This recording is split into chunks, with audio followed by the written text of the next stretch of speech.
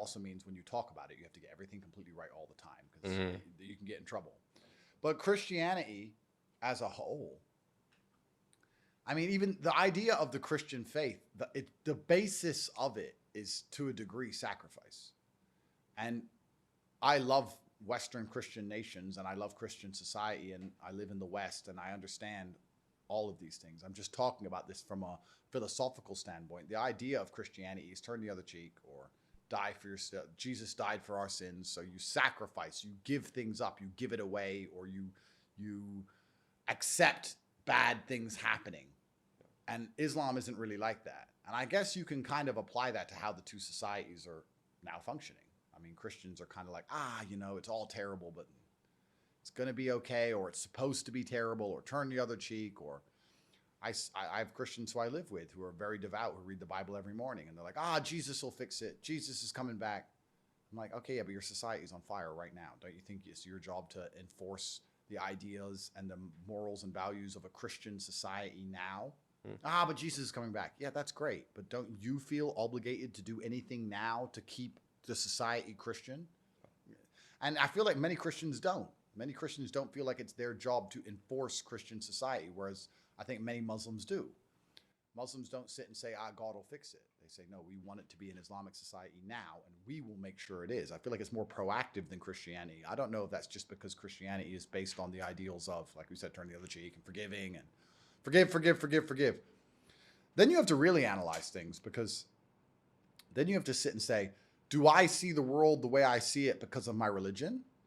Do I see, like, people who are very forgiving, let's say, are Christian, and people who are perhaps less forgiving are Islamic, let's just say.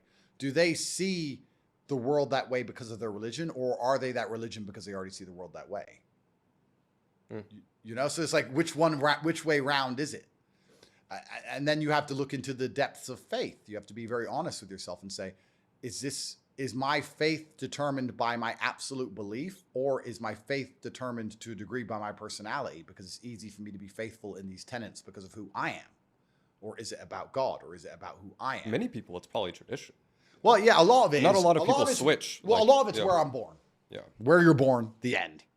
But if you want to seriously actually analyze your faith, you have to sit there and go, is it because I was born here and I was told I was this one? Is it because I've done research and I've chosen? And then if I've chosen, is it me choosing things I already agree with? Or is it because I believe?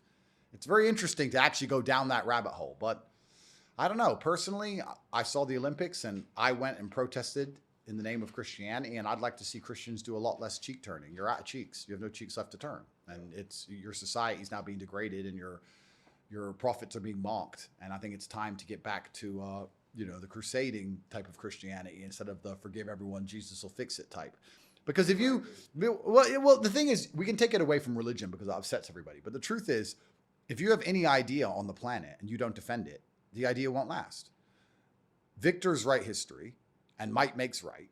And if you're going to allow yourself to be attacked and never ever reply, or never ever enforce any boundary, you're not going to have anything left at the end of it. It doesn't matter if it's 2 + 2 = 4. If you're not prepared to defend that idea, and the people who believe 2 + 2 = 5 are ready to kill over it, well, then you're going to lose them. Math is going to change. Yeah. That's the reality. So we have Western societies now where they're not prepared to defend Christianity at all. They're not reproducing or having children. And then they seem to think that it's all going to be okay in the end. Well, perhaps if Jesus comes back like you believe, it'll be okay. But if he doesn't, population dynamics ensure, along with the basic dynamics of how power works, you're going to be replaced. There's a huge power vacuum in the West.